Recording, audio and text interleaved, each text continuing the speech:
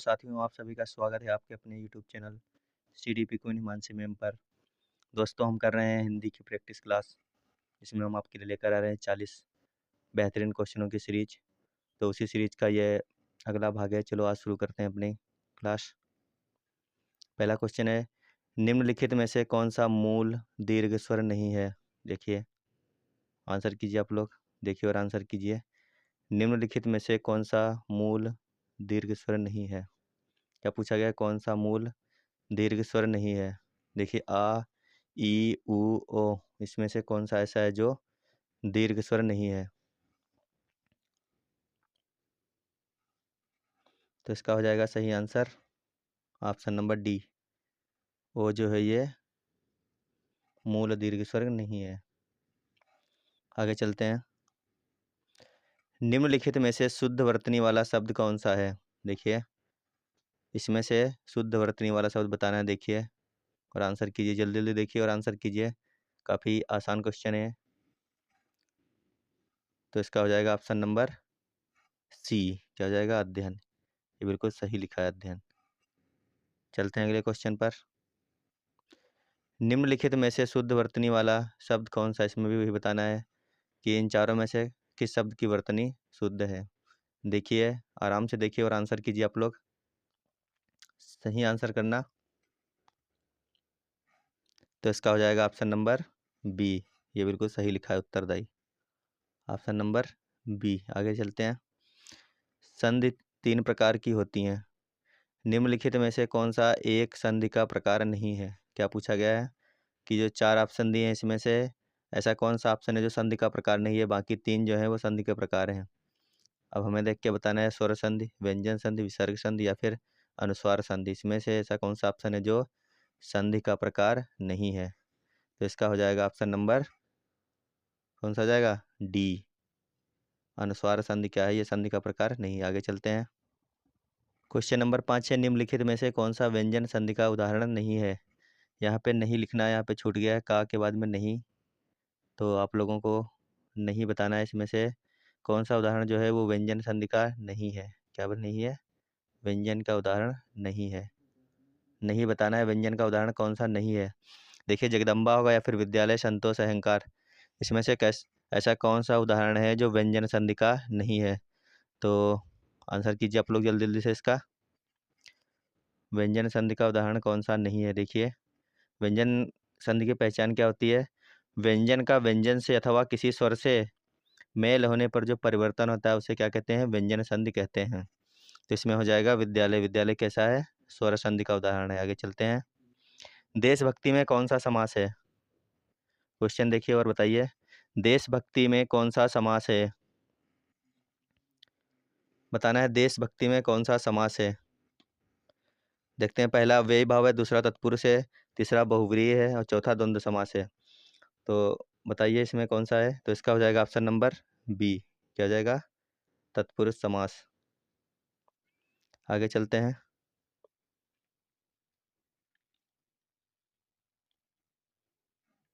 पंचवटी में कौन सा समास है? क्या बताना है हमें? पंचवटी में कौन सा समास है?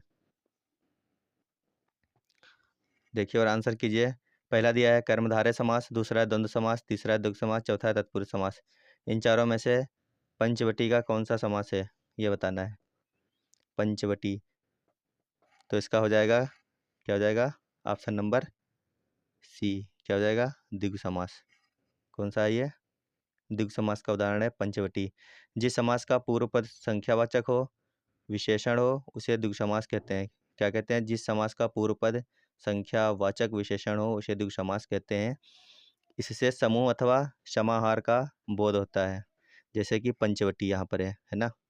आगे चलते हैं। अधिकारी में उपसर्ग कौन सा है? देखिए, अधिकारी में उपसर्ग कौन सा है? आ है या फिर अधि है या फिर री है या फिर ई है? अधिकारी में उपसर्ग बताना है। इसमें से कौन सा उपसर्ग है अधिकारी में? तो आप लोग हम अपना अपना आंसर कीजिए जल्दी जल्दी। इसका हो जाएगा ऑप्शन नंबर बी, अधि। क्या हो जाएगा? अधि। आगे चलते हैं। निम्नलिखित में से किस शब्द में अ उपसर्ग नहीं लगा है? क्या पूछा गया है? अ उपसर्ग इसमें से ये जो शब्द हैं इनमें से किसमें नहीं लगा है? आंसर कीजिए आप लोग। निम्नलिखित में से किस शब्द में आ उपसर्ग नहीं लगा है? तो आपको बता दें कि ये जो शब्द दिए गए हैं इसमें से अकथ, अभेद तथा अचूक में आ उपसर्ग है। किसमें किसमें है? अकथ, अभेद और अचूक में। जबकि अनुज में ऐसा कुछ नहीं है, अनुज में आ उपसर्ग नहीं है। तो इसका ऑप्शन हो जाएगा डी। क्या हो जाएगा? Option number D. चलते हैं अगले क्वेश्चन पर। निम्नलिखित में से किस शब्द में नी प्रत्यय नहीं लगा है? ये बताना है कि इसमें से ऐसा कौन सा शब्द है जिसमें नी प्रत्यय नहीं लगा है? शेरनी, मोरनी, नौकरानी या फिर कुटनी? आंसर कीजिए आप लोग, जल्दी जल्दी कीजिए आंसर। प्रत्यय आपको पता ही होगा कि कौन से शब्द होते हैं। प्रत्यय वे शब्द हैं जो दूसरे शब्दों के अंत में जुड़कर अपनी प्रकृति के अनुसार शब्द के अर्थ में परिवर्तन कर देते हैं। तो आप लोगों ने अपना आंसर कर लिया। इसका हो जाएगा ऑप्शन नंबर सी। क्या हो जाएगा? ऑप्शन नंबर सी, नौकरानी। इसमें जो है ई प्रत्यय नहीं लगा है।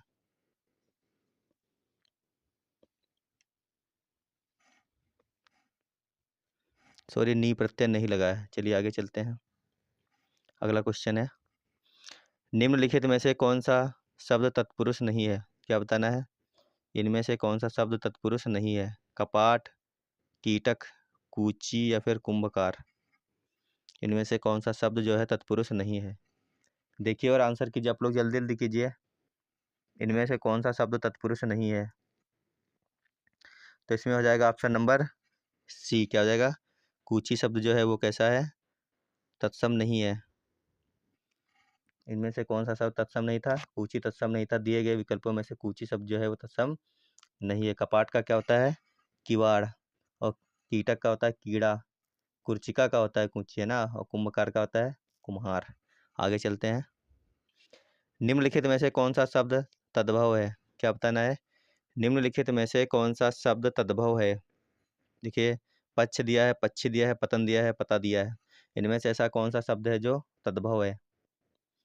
तद्भव बताना है। देखिए, तो इसमें हो जाएगा ऑप्शन नंबर, क्या हो जाएगा? Option number D. डी जो है कैसा है? तद्भव है। पता जो है तद्भव शब्द है, क्योंकि पक्ष का होता है पाख और पक्षी का होता है पक्षी। पक्षी का क्या होता है? पक्षी। और पतन का होता है पढ़ना। आगे चलते हैं। निम्नलिखित में से कौन सा शब्द तत्सम है? इनमें देखिए, तत्सम शब्द बताना है कौन सा है। सोला, शोभन, सोता, सोना। तत्सम शब्द कौन सा है? तत्सम शब्द बताइए कौन सा है।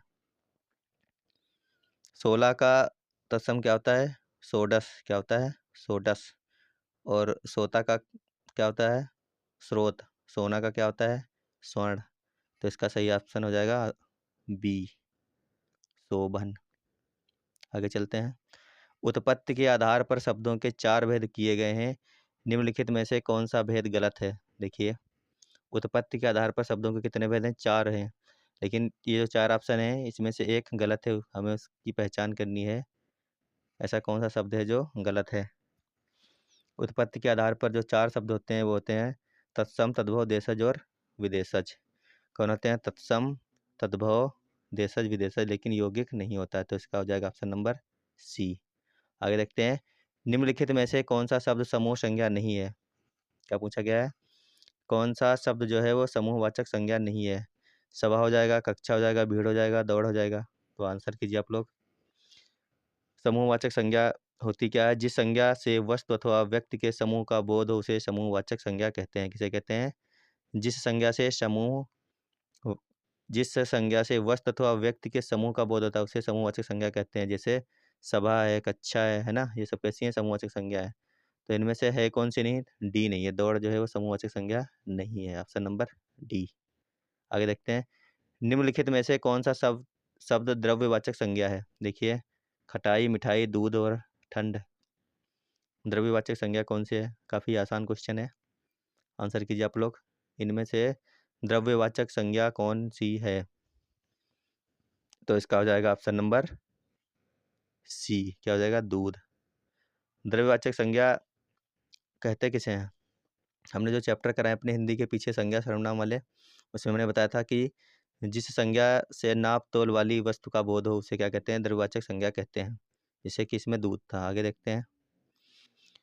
वह आप ही चला गया वाक्य में रेखांकित शब्द सर्वनाम के किस भेद का उदाहरण है? रेखांकित शब्द इसमें आप, तो इसमें हमें बताना है कि ये सर्वनाम के किस भेद का उदाहरण है। वह आप ही चला गया वाक्य में रेखांकित शब्द जो है आप निजवाचक सर्वनाम का स्वरूप है। कैसा है? निजवाचक। Option number B. गिलास में थोड़ा दूध है वाक्य में रेखांकित शब्द विशेषण के किस भेद के अंतर्गत आएगा? ऑप्शन देखिए और आंसर कीजिए। गिलास में थोड़ा दूध है, तो इसमें थोड़ा के नीचे लाइन खींची है, रेखांकित किया गया थोड़ा को, तो बताइए इसमें विशेषण कौन सा है? गिलास में थोड़ा दूध है, इसमें हो जाएगा कौन सा विशेषण? ऑप्शन नंबर ए, परिमाणवाचक। कौन सा हो जाएगा? परिमाणवाचक विशेषण। परिमाणवाचक विशेषण भी हमने आपको बताया था कि किसी वस्तु की नाप तोल का क्या होता है? बोध कराता है ये। तो इसमें कौन सा हो जाएगा? परिमाणवाचक विशेषण। आगे देखते हैं। क्रिया के मूल रूप को क्या कहते हैं? देखिए, क्रिया के मूल रूप को क्या कहा जाता है? ऑप्शन देखिए और आंसर कीजिए आप लोग। क्रिया के मूल रूप को क्या कहते हैं? तो इसका हो जाएगा ऑप्शन नंबर सी। क्या कहते हैं? क्रिया के मूल रूप को धातु कहते हैं। धातु क्रियापद के उस अंश को कहते हैं जो किसी क्रिया के प्रायः सभी रूपों में पाया जाता है। आगे देखते हैं। मैं वहाँ होकर आया हूँ वाक्य में अव्यय शब्द कौन सा है? मैं वहाँ होकर आया हूँ वाक्य में अव्यय शब्द कौन सा है? मैं वहाँ होकर या फिर हूँ, इनमें से ऐसा कौन सा शब्द है जो अव्यय है? बताइए। अव्यय कहते किसे हैं? आपको पता है? अव्यय ऐसे शब्द को कहते हैं जिसके रूप में लिंग वचन पुरुष कारक इत्यादि के कारण कोई विकार उत्पन्न नहीं होता है, उसे क्या कहते हैं? अव्यय कहते हैं। तो इसमें ऐसा कौन सा है जिसमें परिवर्तन नहीं होगा? तो आप लोग आंसर कीजिए। इसका हो जाएगा वहाँ। क्या हो जाएगा? वहाँ। Option number B. अगला क्वेश्चन देखते हैं। उसने कटोरा भर दूध पिया वाक्य में अव्यय शब्द कौन सा है? उसने कटोरा भर दूध पिया, बताना है अव्यय शब्द कौन सा है। अव्यय की परिभाषा भी हमने आपको बताई थी, तो बताइए इसमें कौन सा हो जाएगा? इसमें हो जाएगा ऑप्शन नंबर सी, भर। आगे देखते हैं। निम्नलिखित में से कौन सा एक अनाथ का पर्यायवाची नहीं है? किसका पूछा गया है? अनाथ का पर्यायवाची नहीं है। अनाथ का पर्यायवाची बताइए। बेसहारा नहीं है, यतीम नहीं है, नारी नहीं है, या फिर निराश्रित नहीं है। अनाथ का पर्यायवाची इसमें से कौन सा वाक्य नहीं है? आंसर कीजिए आप लोग, जल्दी जल्दी कीजिए। तो अनाथ का पर्यायवाची इसमें से कौन सा नहीं है? अनाड़ी नहीं है। कौन नहीं है? अनाड़ी जो है अनाथ का पर्यायवाची नहीं है। आगे देखते हैं। निम्नलिखित में से विचित्र का पर्यायवाची क्या होगा? देखिए, विचित्र का पर्यायवाची बताना है, क्या होगा? विरुद्ध होगा, प्रतिकूल होगा, विलक्षण होगा, या फिर विपरीत होगा? किसका पूछा गया? विचित्र का पर्यायवाची बताइए। विचित्र का पर्यायवाची दोस्तों, हमारी क्लास को आप लोग शेयर कर दें, ज़्यादा से ज़्यादा शेयर, क्योंकि बहुत ही अच्छी क्लास आपके लिए लेकर आ रहे हो। अगर आप नए नए हमारे चैनल पे आ जाए हैं तो हमारी यूट्यूब चैनल को सब्सक्राइब कर लें। आपके लिए ऐसी क्लासें रोज लाते रहेंगे, अच्छी से अच्छी। तो इसका हो जाएगा ऑप्शन नंबर, क्या पूछ रहा है? विचित्र। तो विचित्र का पर्यायवाची क्या होगा, ये पूछा गया। इसका हो जाएगा ऑप्शन नंबर सी, क्या होगा? विलक्षण। आगे चलते हैं। निम्नलिखित में से अमृत का विलोम क्या होगा? अमृत का विलोम हो जाएगा विष। क्या होता है? विष होता है। Option number D. आगे चलते हैं। निम्नलिखित में से निंदा का विलोम क्या होगा? निंदा का विलोम बताना है, क्या होगा? निंदा का विलोम क्या हो जाएगा? तो आप लोग आंसर कर लीजिए अपना अपना, जल्दी जल्दी। निंदा का विलोम हो जाएगा स्तुति। क्या हो जाएगा? स्तुति। ऑप्शन नंबर ए। आगे चलते हैं। आगे है खाली स्थान, उसके बाद है को कोई नहीं टाल सकता। देखते हैं क्या इसमें भरा जाएगा। आंसर कीजिए आप लोग।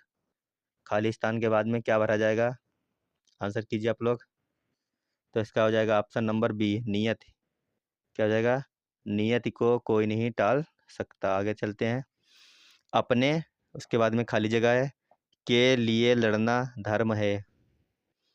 अपने खालिस्तान के लिए लड़ना धर्म है। ऑप्शन देखिए यहाँ पर कौन सा ऑप्शन आएगा ये हमें बताना है, तो आप लोग आंसर कीजिए।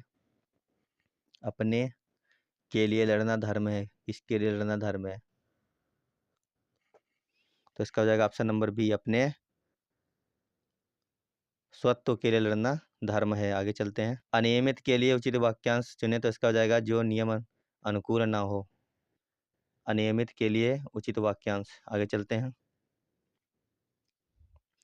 जिस पर आक्रमण हो, क्या पूछा गया है? एक शब्द बताना है इसके लिए। जिस पर आक्रमण हो उसके लिए एक शब्द बताना है। जिस पर आक्रमण हो वाक्यांश के लिए उचित शब्द बताना है। क्या हो जाएगा? तो जिस पर आक्रमण उसको कहते हैं आक्रांत। क्या कहते हैं? आक्रांत। तो इसका हो जाएगा ऑप्शन नंबर सी। आत्मघाती का क्या होगा? जो अपनी हत्या आप करे उसका हो जाएगा आत्मघाती। और आक्रामक का क्या हो जाएगा? इसका हो जाएगा आक्रमण करने वाला। और जो सबसे ऊपर है आक्रमण, इसका हो जाएगा सीमा का उल्लंघन या हमला करना, ये हो जाता है आक्रमण। आगे चलते हैं। गुड़ गोबर कर देना मुहावरे का उचित अर्थ बताइए। क्या पूछा गया है? गुड़ गोबर कर देना मुहावरे का उचित अर्थ। आंसर देखिए और सही आंसर कीजिए। ऑप्शन देख के सही आंसर कीजिए। गुड़ गोबर कर देना मुहावरे का सही अर्थ क्या होता है? तो इसका हो जाएगा बना बनाया काम बिगाड़ देना। Option number C. अगर कोई इंसान बना बनाया काम बिगाड़ देता है तो हम लोग कहते हैं कि तुमने सारा गुड़ क्या कर दिया? गोबर कर दिया। आगे चलते हैं। हथियार डाल देना मुहावरे का सही अर्थ बताइए। हथियार डाल देना मुहावरे का सही अर्थ क्या हो जाएगा? हथियार डाल देना मुहावरे का सही अर्थ हो जाएगा हार मान लेना। क्या हो जाता है? हार मान लेना। Option number D. आगे चलते हैं। चमड़ी जाए पर दमड़ी न जाए लोकोक्ति का निम्नलिखित में से उपयुक्त अर्थ चुने। क्या क्या बताना है? चमड़ी जाए पर दमड़ी न जाए। तो इसका हो जाएगा ऑप्शन नंबर सी, बहुत कंजूसी। क्या हो जाएगा? बहुत कंजूसी। आगे चलते हैं। निम्नलिखित में से मिश्र वाक्य कौन सा है? देखिए, रण में सेनापति का वीरता दिखा रण में सेनापति का वीरता दिखाने के कारण राष्ट्रपति ने उसे वीर चक्र प्रदान किया। दूसरा है उसे लूटने के अतिरिक्त पीटा भी गया। तीसरा है उसने मान लिया कि दोष उसका है। चौथा है मेरा मित्र आया और हम दोनों शेयर करने चल पड़े। इनमें से पूछा गया मिश्र वाक्य कौन सा है? तो इसमें मिश्र वाक्य हो जाएगा ऑप्शन नंबर सी। क्या हो जाएगा? ऑप्शन नंबर सी, उसने मान लिया कि दोष उसका है। कैसा है? मिश्र वाक्य है। आगे चलते हैं। वह दंड से बचना चाहता था इसलिए भाग गया। यह एक संयुक्त वाक्य है, इसका सरल वाक्य क्या होगा? ये जो ऊपर वाक्य दिया है, वह दंड से बचना चाहता था इसलिए भाग गया, यह कैसा वाक्य? संयुक्त वाक्य है। पूछ रहा है कि इसका सरल वाक्य क्या होगा? ऑप्शन देखते हैं। क्योंकि वह दंड से बचना चाहता था इसलिए भाग गया। दूसरा है दंड से बचने के लिए वह भाग गया। तीसरा है वह भाग गया क्योंकि दंड से बचना चाहता था। चौथा है वह भागा क्योंकि उसे दंड से बचना था। इन चारों में से सरल वाक्य कौन होगा? बताइए आप लोग। आंसर कीजिए, जल्दी जल्दी कीजिए। तो इसका हो जाएगा ऑप्शन नंबर बी। दंड से बचने के लिए वह भाग गया, है ना? ऑप्शन नंबर बी, दंड से बचने के लिए वह भाग गया, है ना? आगे चलते हैं। निम्नलिखित में से व्याकरण की दृष्टि से शुद्ध वाक्य कौन सा है? देखिए, व्याकरण की दृष्टि से इनमें से शुद्ध वाक्य बताना है। देखिए और आंसर कीजिए आप लोग। व्याकरण की दृष्टि से शुद्ध वाक्य कौन सा है? तो इसका हो जाएगा इस समय 4 बजे हैं, ये शुद्ध है। चलते हैं आगे। निम्नलिखित में से कर्मवाच्य वाला वाक्य चुने। कर्मवाच्य वाक्य चुनिए। इसमें से ऐसा कौन सा है ऑप्शन है जो कर्मवाच्य है? देखिए और आंसर कीजिए आप लोग। अपना सही आंसर कीजिए। क्रिया के उस रूपांतर को कर्मवाच्य कहते हैं जिससे वाक्य में कर्म की प्रधानता का बोध होता हो, है ना? तो आंसर हो जाएगा इसका सी, बिल्ली के हाथों चूहा मारा गया। कर्मवाच्य इसमें। आगे चलते हैं। से के द्वारा किस कारक का प्रसर्ग है? से के द्वारा किस कारक का प्रसर्ग है? देखिए इसमें और आंसर कीजिए अपना अपना। से के द्वारा किस कारक का प्रसर्ग है? बताइए आप लोग। आपको बताए थे, हमने कल भी बताया था कि ये सारे कारक आपको बताया था कि कर्ता ने कर्म को कर्ण से के द्वारा, संप्रदान को के लिए, अपादान से संबंध का के की रा रे री, अधिकरण में पर संबोधन है अरे ओहो, ये सब बताए थे आपको। आप लोग याद कर लेना, इनको लिख लें और याद कर लेना आप लोग। तो इसका क्या हो जाएगा, कौन सा कारण हो जाएगा, कर्ण। कारण कौन सा है, कर्ण, ऑप्शन नंबर बी। चलते हैं अगले क्वेश्चन पर। वह मुझसे अलग रहता है, रेखांकित शब्द के आधार पर बताइए कि यहाँ कौन सा कारक है। वह मुझसे अलग रहता है, रेखांकित वाक्य किसमें है, मुझसे। तो बताना है कि इसमें कौन सा कारक है। वह मुझसे अलग रहता है, रेखांकित शब्द के आधार पर बताइए कि यहाँ कौन सा कारक है। संप्रदान होगा, अपादान होगा, करण होगा या फिर अधिकरण होगा, बताना है आपको। वह मुझसे, क्या कह रहा है, मुझसे से किस में आता है, अपादान में आता है। आता है कि नहीं आता है, तो इसका कौन सा हो जाएगा, ऑप्शन नंबर बी, क्या हो जाएगा, अपादान। आगे चलते हैं। निम्नलिखित में से कौन सा शब्द स्त्रीलिंग है। देखिए, देश, नगर, द्वीप, झील, इनमें से पूछा स्त्रीलिंग कौन सा है। देश होगा, नगर होगा, द्वीप होगा या फिर झील होगा। तो इसका बहुत ही आसान है, ये हो जाएगा झील। क्या हो जाएगा, झील जो है कैसा है, स्त्रीलिंग है।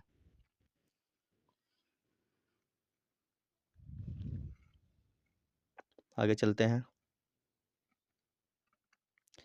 आज का अंतिम क्वेश्चन है ये। निम्नलिखित में से कौन सा शब्द दोनों वचनों में समान रहता है। देखिए, ऐसा कौन सा शब्द है जो दोनों वचनों में समान रहता हो। देखिए, कथा है, सरसों है, लता है, कुटी है। दोस्तों, आपके लिए हम बेहतरीन से बेहतरीन क्वेश्चन लेकर आ रहे हैं। हमारी क्लास आप रोज़ देखिए और उम्मीद है कि इन्हीं क्लासों में से आपके एग्ज़ाम में क्वेश्चन मिलेंगे। देखते रहिए और ज़्यादा से ज़्यादा चैनल को सब्सक्राइब करिए और शेयर करते रहिए। तो इसका आप लोग आंसर कीजिए, निम्नलिखित में से कौन सा शब्द दोनों वचनों में समान रहता है। निम्नलिखित में से कौन सा शब्द दोनों वचनों में समान रहता है, इसका हो जाएगा ऑप्शन नंबर बी। सरसों दोनों वचनों, एक वचन तथा बहुवचन में कैसा रहता है, समान ही रहता है। Option number B. वीडियो देखने के लिए धन्यवाद और हमारे चैनल को सब्सक्राइब जरूर कर लीजिए दोस्तों, क्योंकि रोज़ आपके लिए महत्वपूर्ण क्वेश्चनों की सीरीज लेकर के आ रहे हम लोग हैं। धन्यवाद।